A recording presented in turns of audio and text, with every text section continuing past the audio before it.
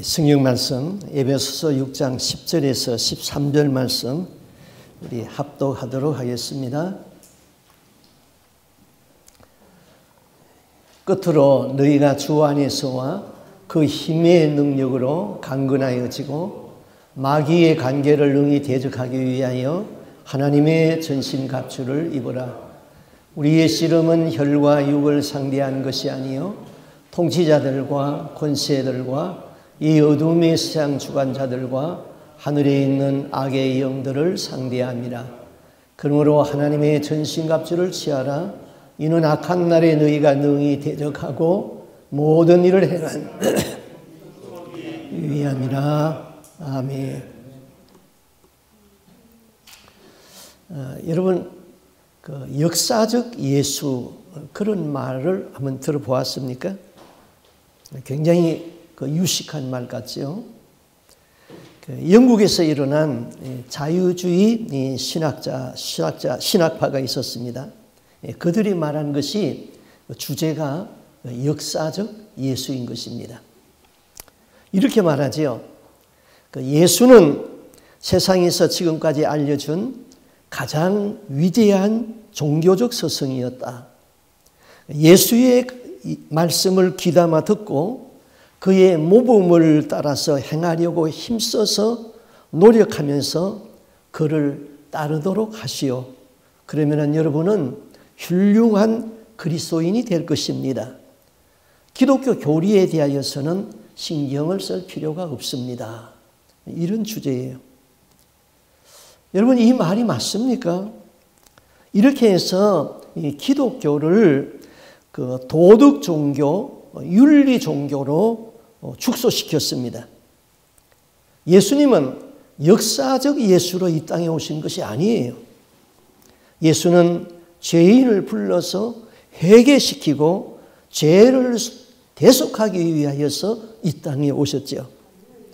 자유주의 신학자들은 예수의 사역에서 속죄라는 말을 다 빼버렸습니다. 여러분, 우리 기독교가 윤리의 종교라고 생각합니까? 창세기에 보면은 다말이 시아버지를 유혹해가지고 아기를 낳았습니다. 기독교가 윤리 종교라면은 아주 회개망측한 윤리인 것이지요. 다윗이 자기 아내가 아닌 자기 신하 우리아의 아내에게서 솔로몬을 낳았다 그랬습니다. 기독교가 윤리라면은 타락한 윤리인 것이죠. 기독교는 윤리를 배격하지는 아니하지만은 윤리의 종교는 아니고 기독교는 생명의 종교인 것입니다. 예수님은 동정녀에게서 태어났습니다. 예수님은 하나님이십니다. 예수는 우리의 죄를 담당하고 십자가에서 죽으셨습니다. 예수는 다시 심판주로 오실 것입니다. 이와 같은 진리를 확실하게 붙잡고 있어야 되는 것이죠. 우리는 먼저 하나님의 자녀로서 천국 시민이 되어야 하고 그 다음에 천국의 윤리를 지켜야 되는 것입니다. 자, 우리의 삶에서 교회는 지금까지 육의 세계에서 일어나는 현상만을 이야기하였습니다. 그러나 보이지 아니하는 영의 세계에 대해서는 사람들이 너무나도 무지했습니다. 그러나 실상은 이 육의 세계에서 일어나는 모든 일은 영의 세계에서 먼저 일어나고 있는 것이지요. 그것이 육의 세계에 미치고 있는 것입니다. 자, 영의 세계에는 하나님이 영으로 존재합니다. 또 천사가 영적인 존재이고 사단, 마귀, 귀신도 영적인 존재인 것입니다. 영적인 존재는 우리의 눈에 보이지 않습니다. 그렇지만은 존재하고 있는 것이에요. 공중 권세 잡은 자 마귀라고 그랬습니다. 예수님이 말씀하시기를 사탄을 세상의 임금이라고 그랬습니다. 이런 것은 다 영적인 것에 대하여서 말씀하고 있는데 오늘날까지 교회는 이런 일에 대해서 너무나도 가르치지 않고 있다는 것이죠. 그러나 실제의 우리 그리스도인의 삶은 무엇입니까? 마귀와의 싸움의 현장인 것이죠. 우리는 지금 세상 임금이고 공중 권세 잡은 자 원수 마귀가 진을 치고 있는 세상에 들어와 있습니다. 이제는 나 자신을 원수의 공격에서 이겨내야지 천국에 들어갈 수 있는 것이지요. 그리고 원수의 나라에다가 십자가를 꽂고 잃어버린 영혼을 찾아서 하나님 앞으로 돌려야 할 사명을 가지고 우리는 여기에 태어났습니다. 그래야 하늘에 가서 상급을 받을 수 있는 것이죠. 전쟁은 이미 시작되었습니다. 내가 어머니 태에서 나오는 순간 싸움은 시작되었습니다. 내가 어릴 적에는 나를 위하여서 어머니와 아버지가 대신 싸워줘야 됩니다. 어머니, 아버지가 말씀과 중보 기도로서 나를 보호해 줘야 하는 것이죠. 그러나 철이 들면서부터는 내 스스로 싸워야 되는 것입니다. 이 전쟁의 싸움은 대상이 사람이 아니고 그 배후에 있는 악한 영들이라고 그랬어요. 죄를 짓는 사람의 뒤에 보면은 보이지 아니하는 악의 세력이 있습니다. 죄를 짓는 사람들의 마음과 그들의 행동을 지배하는 영이 있다는 것이지요. 우리를 좌절시키고 복음이 전해지지 못하도록 방해하는 공중 권세 잡은 자의 세력이 있다는 것입니다. 그러므로 우리 그리스도인의 삶은 쉽고 평안하게 살아가는 것이 아니에요. 투쟁의 연속인 것입니다. 이 악한 세력을 어떻게 우리가 이길 수 있을까? 예수님은 이미 다 말씀했습니다. 사도 바울이 답을 주었어요. 주 안에서 이겨라. 그 힘의 능력으로 강건하여 지라. 하나님의 전신갑주를 입어라. 성경은 계속 가르치고 있습니다. 군인으로서 징병이 되면은 제일 먼저 하는 것이 신체 검사입니다. 이 사람이 훈련을 잘 감당할 수 있는 건강한 사람인가 검사를 하고 합격을 하면은 군인으로서 가져야 할 기초 훈련을 시키는 훈련소로 보냅니다. 사람도 병에 잘 걸리지 아니하는 사람이 있습니다.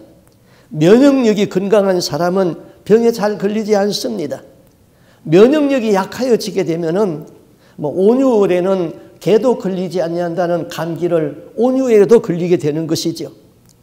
그리스도인들이 하나님의 말씀으로 신앙 기초가 잘 다져지고 기도하는 사람은 시험에 잘 들지 않습니다.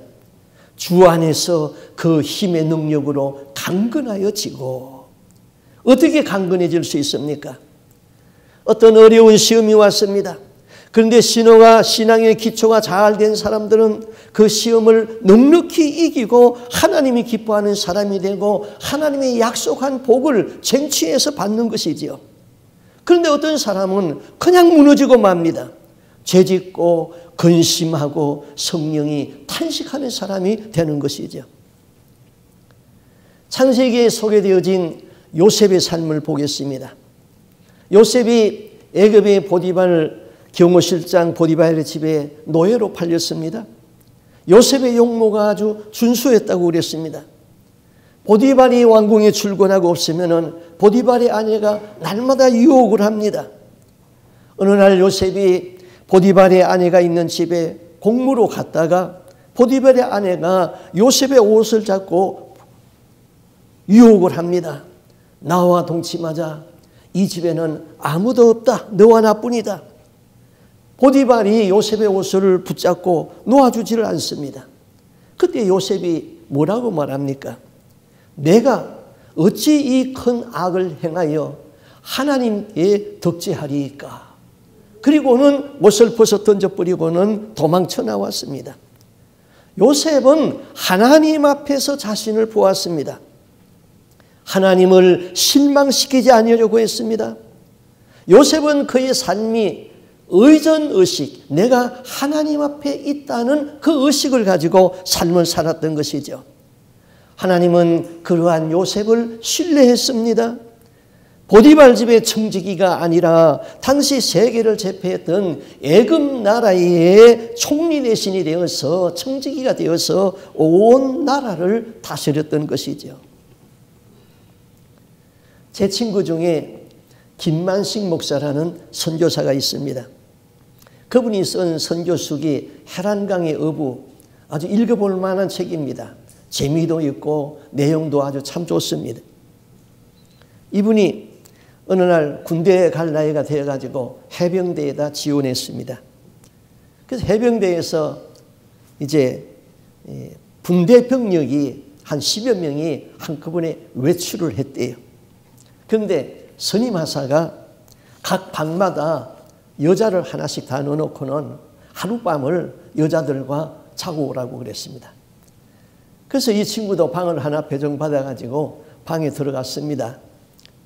밤이 되었는데 여자가 자기 앞에 오더니 옷을 훌렁훌렁 벗습니다. 이 친구가 어떻게 했을까? 이 친구가 자기 앞에서 여자가 옷을 훌렁 벗는 그 여자에게 소리를 쳤습니다. 동작 그만! 해병대답게 얘기를 했죠. 여자가는 옷을 도로 주워 입었습니다. 그리고는 그 앞에 앉더니 나도 고향에 가면은 당신 같은 오빠가 있습니다. 그러면서 눈물을 흘리면서 그 방을 나갔대요. 우리가 어떤 시험이 오면은 이길 수 있는 길이 있었어요. 그 힘의 능력으로 우리가 이길 수가 있었습니다. 어떻게 하면은 그 힘의 능력으로 강건하여질 수 있습니까? 첫째, 이 싸움은 사탄과의 싸움이라고 그랬습니다. 사단은 나보다 강합니다. 사단을 과소평가하지 마세요. 내가 직접 싸운다면은 나는 피할 수밖에 없습니다. 그러나 나를 대신하여서 싸우는 이는 주 만군의 하나님이시라고 그랬습니다. 우리의 대장은 예수 그리스도라고 그랬어요. 누가 싸우는 것입니까? 싸움의 주제가 누구입니까? 내가 싸우는 것입니까? 주님이 싸우는 것입니까? 이 잘못 생각하는 분들이 있어요. 주님이 싸우니까 나는 가만히 있으면 된다. 아닙니다. 내가 싸우는 거예요. 그런데 내 힘으로 싸우는 것이 아니라 주님이 주시는 힘으로 싸우는 것이다 그랬습니다. 싸우기 위하여서는 전신갑주를 입어야 됩니다. 전신갑주는 누가 입습니까? 내가 입습니까? 예수님이 입습니까? 내가 입는 것이죠. 그러나 그 전신갑주는 누가 주는 겁니까? 예수님이 주시는 것이죠. 주님이 공급하는 무기를 가지고 내가 싸우라는 것입니다. 내 힘만 의지하면 넘어집니다. 성경은 우리에게 이렇게 약속했습니다. 여호와의 이름은 견고한 망대라. 시편 34편 7절에는 여호와의 사자가 주를 경외하는 자를 둘러 진치고 저희를 지키시는 도다. 오늘 성경에는 그 힘의 능력으로 강하여지고, 힘은 하나님이 준 능력이시지요. 하나님이 나에게 준 힘이나 재능이 밖으로 나타날 적에 그것을 우리는 능력이라고 그럽니다. 예수님이 귀신을 쫓아낼 적에 귀신들은 예수님 앞에서 애원을 합니다. 당신은 하나님의 거룩한 자입니다. 우리를 멸망받을 곳으로 보내지 마소서. 귀신이 예수님에게 아주 애원을 하잖아요. 예수님은 창조주 하나님이십니다.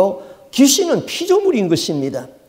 귀신들은 때가 되면은 이 세상에 나오지 못하고 지옥에 갇혀서 임봉당한다는 것을 알고 있습니다. 그래서 때가 되기 전에 그 지옥에다가 나를 던져 넣지 말라고 애원을 하고 있는 것이지요. 창조주 하나님이 한번 입김만 훅 불어버리면 귀신은 연기처럼 없어지는 존재죠. 우리는 그분의 이 전능하신 하나님의 힘을 의지하여서 싸우는 것입니다. 야고보는 말했습니다. 마귀를 대적하라. 그리하면 피하리라. 베드로는 우리에게 권면했습니다. 너희 대적 마귀가 우는 사자와 같이 산길자를 두루찾고 있으니 너희는 저를 대적하라. 그리하면 피하리라. 예수님은 이렇게 말씀했습니다. 이제 이 세상에 심판이 이르렀으니 이 세상 임금이 쫓겨날 것이다. 이 세상 임금은 사탄 마귀를 말하는 것이죠. 내가 땅에서 들리면은 모든 사람을 나에게로 이끌리라. 이 말씀은 주님이 십자가로 승리한다는 것이죠. 이 세상 임금이 사탄은 쫓겨나갑니다. 주님은 사망의 결박을 푸시는 분이시지요.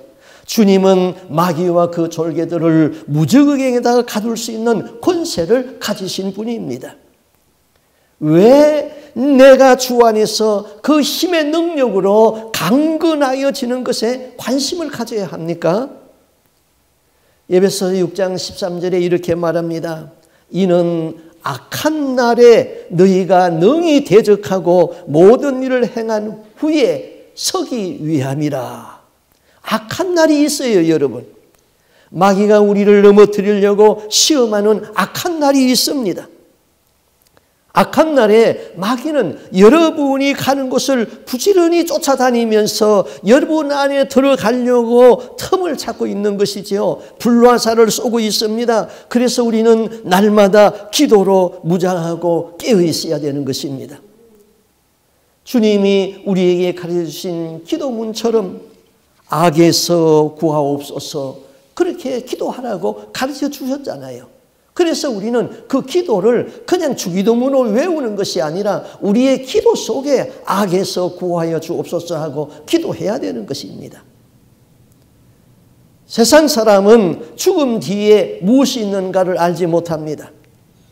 히브리서 5장 27절에 한 번 죽는 것은 사람에게 정하신 것이요 그 이후에는 심판이 있으리라. 세상 사람들은 한 번 죽는 것은 알고 있습니다. 그러나 그 이후에 심판이 있다는 것을 알지 못하지요. 흑암의 세력에 갇혀있기 때문인 것이지요.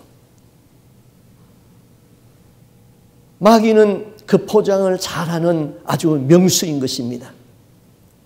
음담패설을 문화로 덮습니다. 잡다한 외설을 문학으로 덮습니다. 종교 혼합을 평화의 위장으로 가장합니다. 타락한 노래를 유행가라고 말합니다. 영적인 세계에는 휴일이 없습니다.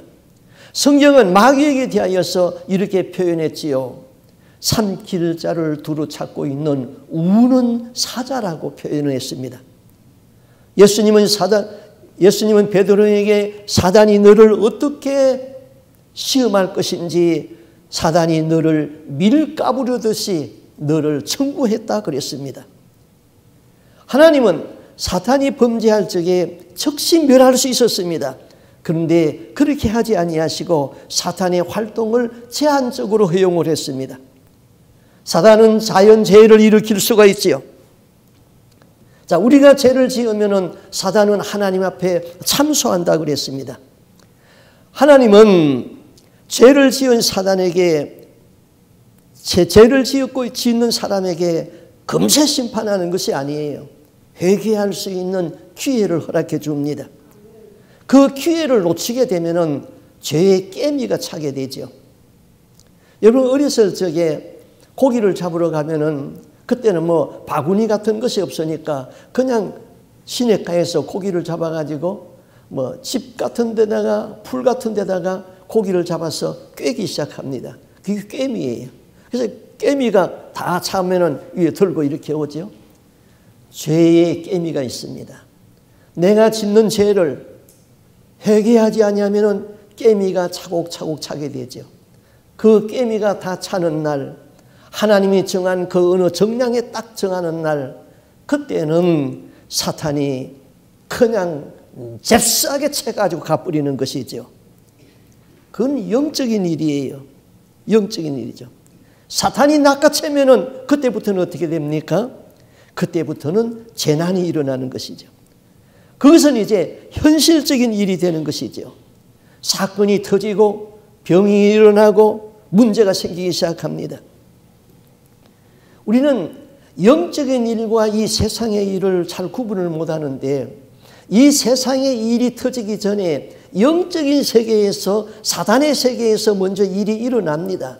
그 일어나는 것이 그 다음에 육적인 세상에서 눈에 보이는 현상으로 나타나는 것입니다. 그래서 영이 밝은 사람들은 육의 현상의 뒤에 있는 영계에서 일어나는 것을 깨닫고 그것을 기도로 막기도 하고 또 기도할 적에 다른 사람을 영계에서 일어나는 일을 보았기 때문에 책망도 하고 그러는 것입니다. 그래서 우리는 먼저 기도로 싸워서 이겨야 되는 것이죠. 귀신이 사람 안에 들어가서 그 사람의 인격을 말살시킬 수도 있습니다. 귀신이 짐승 안에 들어갈 수가 있죠. 그라사의 광인에게 들어갔던 귀신이 2,000마리가 들어갔어요. 그런데 그 귀신이 예수님이 쫓아내니까 어디로 갔습니까? 돼지떼에게 들어갔어요. 귀신이 돼지떼에 들어가니까 돼지가 미쳐가지고는 그냥 다 바다에 빠져서 몰살해서 죽었습니다. 개에게 귀신이 들어가는 거 봤습니까? 개에게 귀신이 들어가면 개도 미칩니다. 미친 개가 돌아다니다가 사람을 뭅니다. 그러면은 그 사람에게 개에게 들어갔던 귀신이 들어갑니다. 어떤 부잣집 마님이 미친 개에 물렸습니다. 그 마님이 개가 짖는 신용을 합니다. 대문이 버젓이 있는데도 그 대문으로 나가지 아니하고 개구멍으로 나갑니다.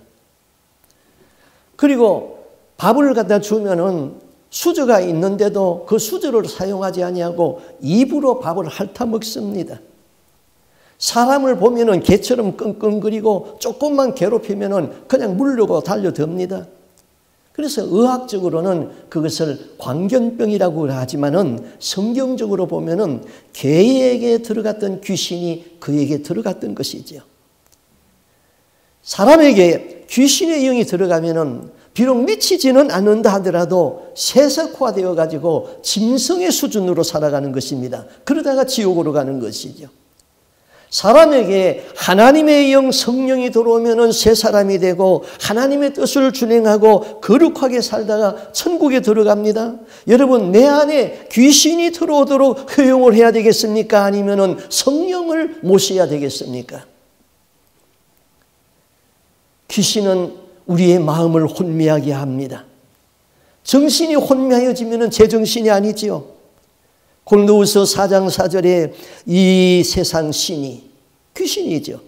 믿지 아니하는 자들의 마음을 혼미하게 하여 하나님을 믿지 않는 자들은 이 세상 신이 그 마음을 혼미하게 했습니다. 그래서 복음의 광채가 비치지 못한다는 것이지요. 마음이 혼미하여지면은 모든 가치관이 세상 중심이 되어버립니다. 세상의 가치관으로 사는 사람은 구원받을 수가 없습니다. 예수를 믿으면서도 그 가치관이 천국 가치관이 되지 못하고 세상 가치관으로 사는 사람은 구원받을 수가 없습니다. 우리의 가치관이 천국의 가치관으로 바뀌어져야 되는 것이죠. 천국의 가치관, 천국의 윤리가 바로 산상보훈의 팔복인 것입니다. 산상수훈의 팔복은 십계명과 더불어 암기를 하세요. 여러분에게 숙제를 내주겠습니다. 다음 주까지는 산상수훈의 팔복을 다 암송을 하세요. 이제 연세가 많아서 이거 도저히 암송할 수 없다 그러면은 숙제를 내주겠어요. 20군을 읽고 오세요. 산상수훈 팔복만. 자, 마귀는 여러 모양으로 역사하는데 우리에게 의심의 영으로 역사한다 그랬습니다. 어느 날 사탄 마귀가 예수님에게 찾아와 가지고 이렇게 시험을 했죠. 만일 네가 하나님의 아들이거든 이 돌들로 떡을 만들어라 그랬습니다. 마귀가 3번을 시험했는데 그 3번 다 제일 첫 번째 하는 말이 만일 네가 하나님의 아들이거든.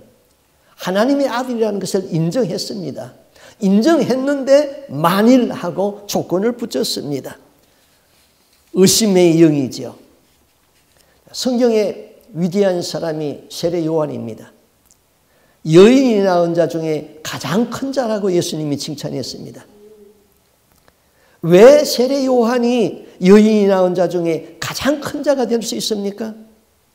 요한은 예수님이 사역을 할 수 있도록 그 길을 만든 사람이죠. 그리고 예수님을 가장 정확하게 예언을 하고 가장 정확하게 증거를 했기 때문입니다.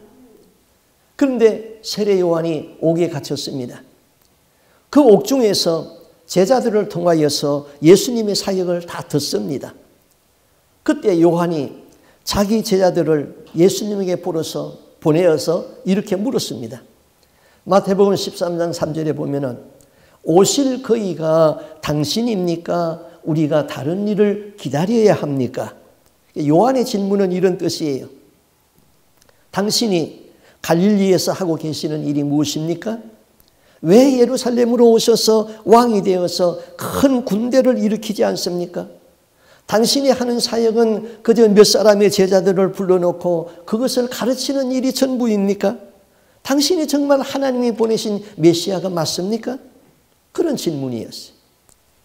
요한이 예수님의 메시아됨을 의심했던 것입니다.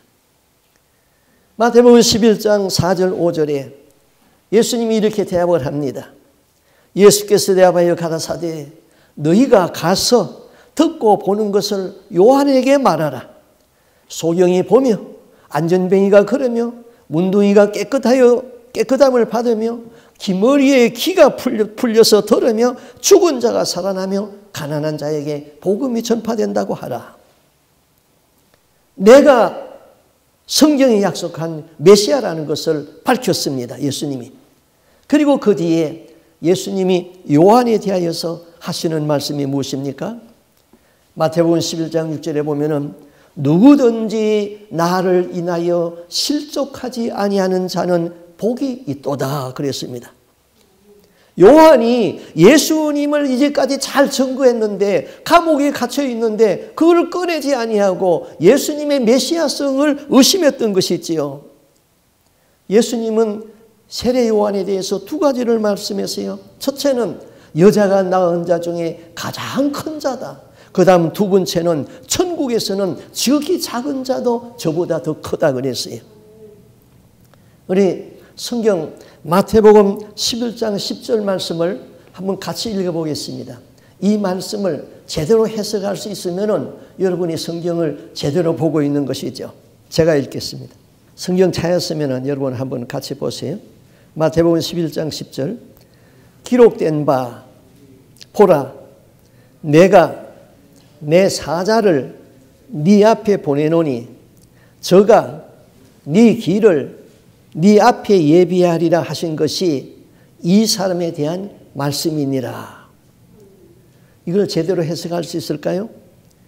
기록된 바 구약 성경에 기록되어졌다 이 말이죠.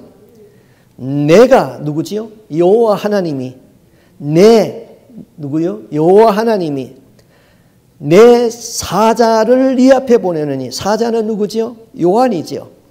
네 앞에 보내노니 너는 누굽니까? 예수지요. 저가 요한이죠. 네 길을 예수님의 길이죠. 네 앞에 예수님이지요. 예비하리라 하신 것이 이 사람에 대한 말씀이라 요한에 대한 말씀이라.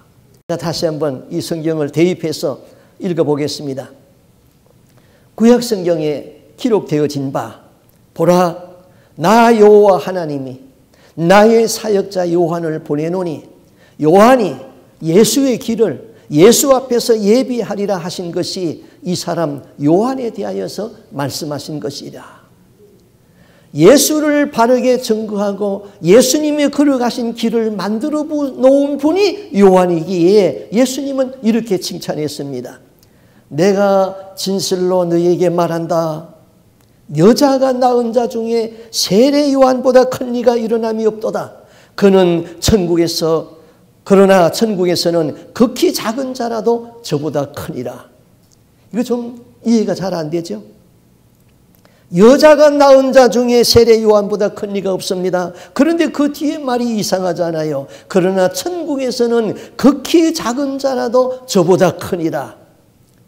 세례 요한이 예수의 메시아됨을 의심을 했습니다. 그래서 제자들을 보내서 오실 그이가 당신입니까? 우리가 다른 메시아를 기다려야 됩니까? 하고 묻게 했던 것이죠. 요한은 구원받아서 천국에 들어갔을지라도 천국에서는 작은 자요. 여러분이 천국에 들어가면은 세례 요한보다 큰 자라고 믿습니까? 여러분은 지금까지 사탄이 주는 의심의 영을 받아가지고 예수에 대하여서 얼마나 많이 의심했습니까? 결코 요한보다 크지 못할 것입니다. 성도들이 의심의 영에 붙잡혀서 괴로움을 당할 때가 많이 있죠. 심지어 의처증, 의부증 그거 참 힘든 병이에요. 어처증, 멀쩡한 아내가 바람 피운다고 자꾸 의심을 해요. 의부증, 멀쩡한 남편을 자나깨나 그냥 시비를 걸면서 의심을 하지요. 그런 부분은 함께 사는 것이 힘들어요. 날마다 싸움이니까요. 신앙에 의심의 영이 들어오면 예수님을 의심해요. 예수님에 대하여서 의심만 합니까? 자신의 구원을 의심합니다. 의심하는 것은 죄요. 의심의 영에 붙잡혀 있으면 구원에서 낙오되는 거예요. 의심의 영이 들어오면 계속 의심이 일어나게 되죠. 나는 죄 용서함을 받았는가? 예수님이 정말 하나님이신가? 예수가 정말로 부활을 했는가? 이런 생각은 마귀가 주는 생각이라고 그랬어요. 그것을 내 것으로 받아들이면 안 됩니다. 마귀는 예수 그리스도가 동정녀 몸을 통하여 성령으로 잉태나게 한 것을 의심하게 하는 것이죠.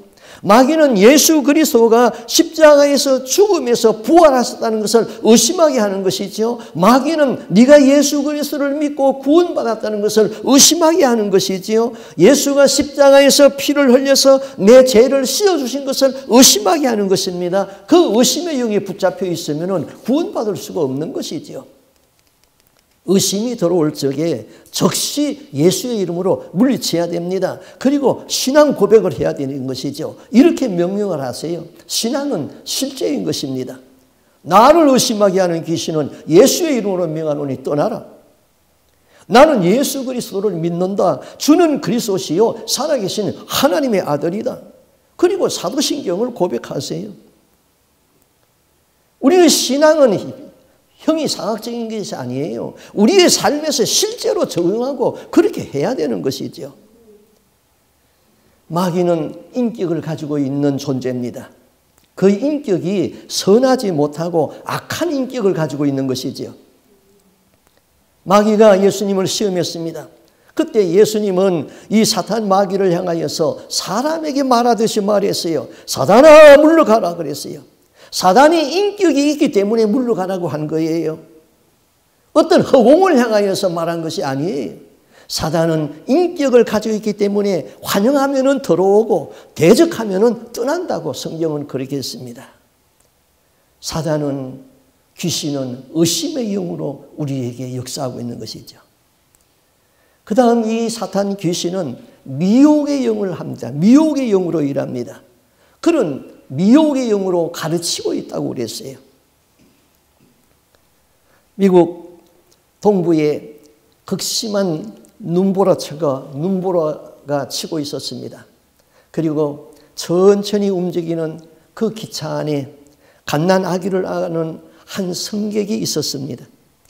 그녀는 혹시 내가 내려야 할 역을 지나칠까 봐서 잔뜩 신경을 쓰고 밖에 창문을 내다보고 있었습니다. 그런데 그 바로 앞에 앉은 한 신사가 보고 말했습니다. 아주머니 걱정하지 마세요. 제가 내릴 역을 알려드릴게요. 기차가 어느 정거장에 섰습니다.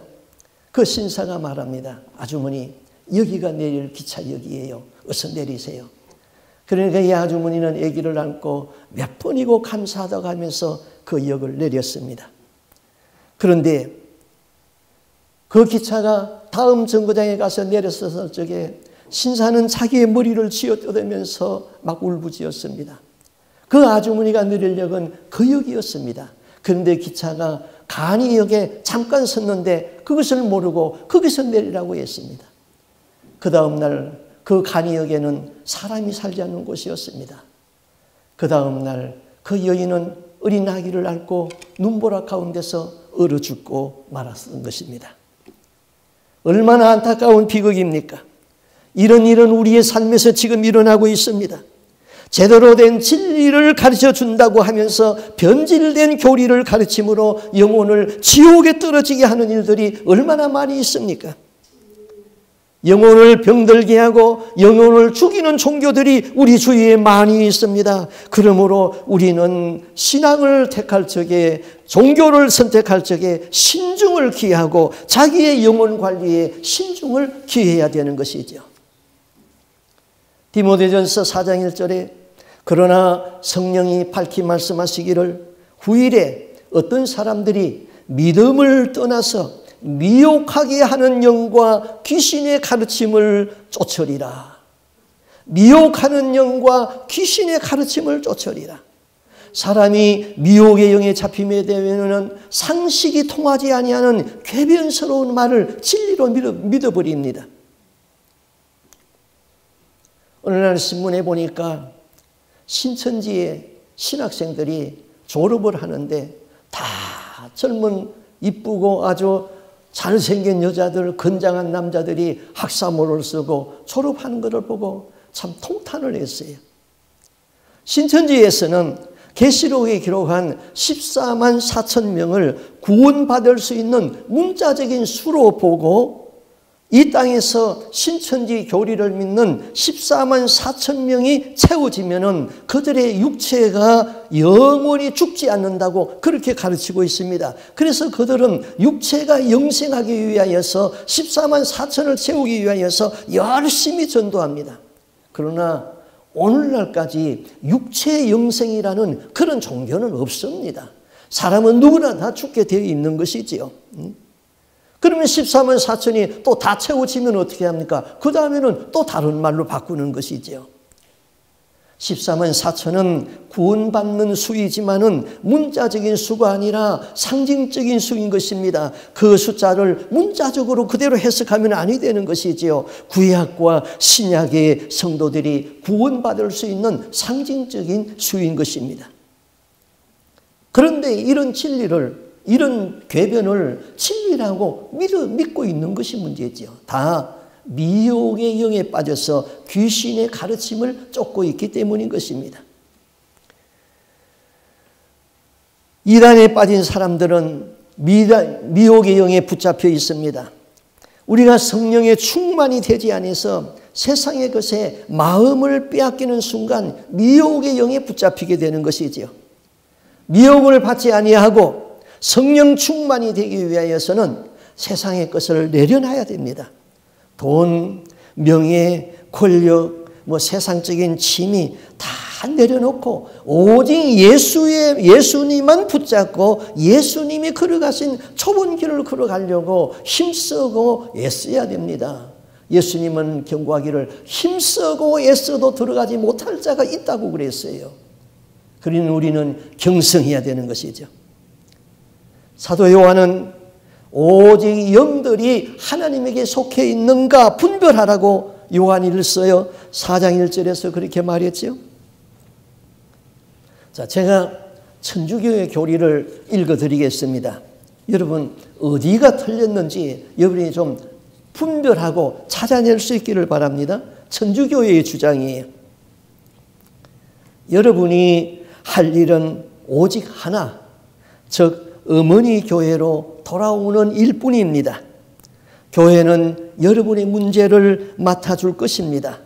사제가 여러분의 짐을 맡아줄 것입니다. 여러분이 짐을 질 필요가 없습니다. 우리가 여왕이시여 우리를 구원하소서 하고 기도를 반복할 적에 우리는 자연스럽게 마리아는 우주의 왕이신 예수 어머니이며 하늘과 땅의 여왕이 되는 것입니다. 인류 공동의 구원자가 되시는 것입니다. 어디가 틀렸어요? 마리아의 신앙은 우리가 흠모할 만한 것이지요. 그녀는 거룩한 성도입니다. 그러나 천국에서 마리아는 예수님께 경배하는 자리에 있는 것이지 결코 경배를 받을 존재는 아닌 것이지요. 결코 예수님의 어머니로서 존재하지는 않습니다. 천주교회는 마리아의 위치를 예수님과 같은 위치에 올려놓고 인류 공동 구원자라고 합니다. 우리의 중보자는 오직 한 분 예수 그리스도뿐입니다. 공동의 구원자도 없고 공동의 중보자도 없는 것이지요. 또 사제가 여러분의 신부가 여러분의 죄짐을 다 맡아줄 수 있습니까? 나의 죄짐을 맡아주시는 분은 예수 그리스도 한 분인 것이지요. 신부가 아닌 것입니다. 신문이나 TV나 라디오나 스포츠, 영화 이런 것은 세상을 대표하는 것들이죠. 이런 것만 보고 있으면 나는 세속화되는 것입니다. 마음이 거룩하여지기를 원한다면 성경을 읽고 기도를 하세요.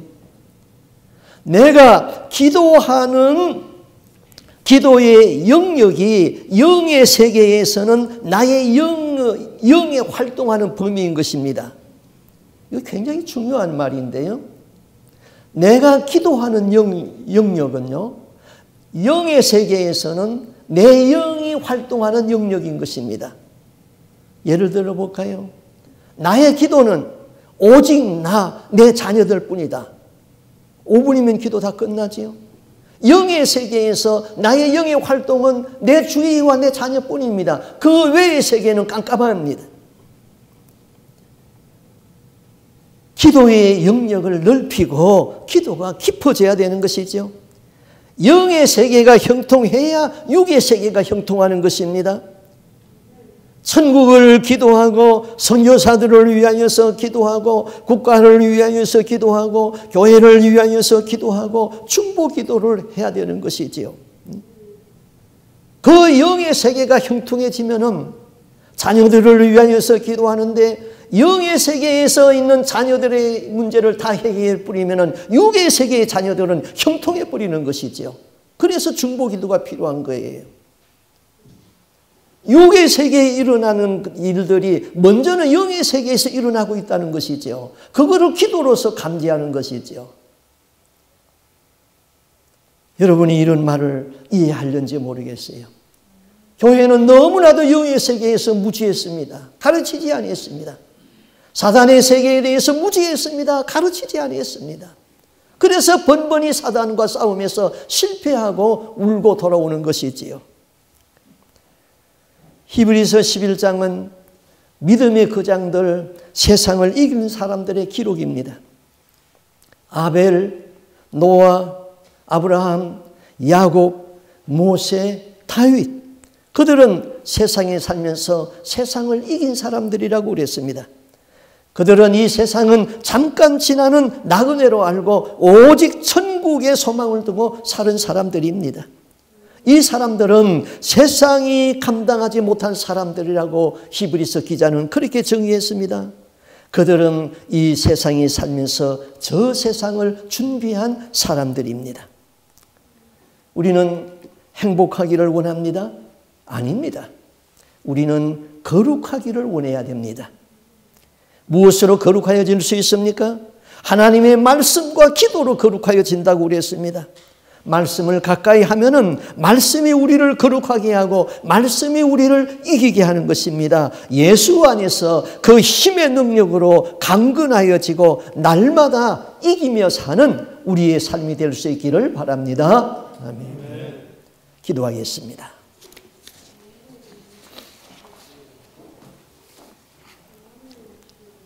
주님, 보이는 육의 세계가 있는 것이 전부가 있는 아니라 보이지 아니하는 영의 세계가 있다는 것을 믿습니다. 영의 세계에서 일어나는 일들이 육의 세계에서 일어나고 있습니다. 그러므로 우리는 자녀들을 위하여서 중보하며 자녀들을 위하여서 기도하면서 영의 세계의 문제가 해결되면 육의 세계는 만사가 형통되어진다는 것을 믿기에 자녀들을 위하여서 중보하고 기도합니다. 우리의 기도의 영역이 너무나도 좁습니다. 때로는 너무나도 기도하지 아니하기 때문에 영의 세계에서는 깜깜한 것뿐입니다. 그러다가 육의 세계에서는 문제들이 터지고 일어나고 있는 것입니다. 주여, 우리로 하여금 깨닫게 하여 주옵시고 기도와 말씀으로 깨어있게 하여 주시옵소서. 하나님 아버지, 이 땅에서는 사탄 마귀가 세상의 임금이라고 그랬습니다. 저들은 우리를 의심하게 합니다. 저들은 우리를 미혹하게 합니다.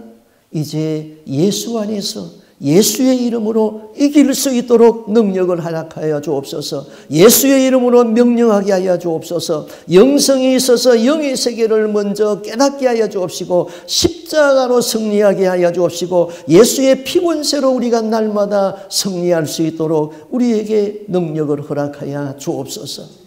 세상을 이길 수 있는 거장들이, 믿음의 거장들이 될 수 있기를 원합니다. 말씀으로 오늘도 이기고 내일도 이기고 날마다 승리하다가 이 땅의 장막이 무너질 적에 우리가 다 천국에 들어가서 영광스러운 주님 앞에 설 수 있기를 간절히 소원하옵고 존귀하신 예수님 이름으로 기도하옵나이다. 아멘.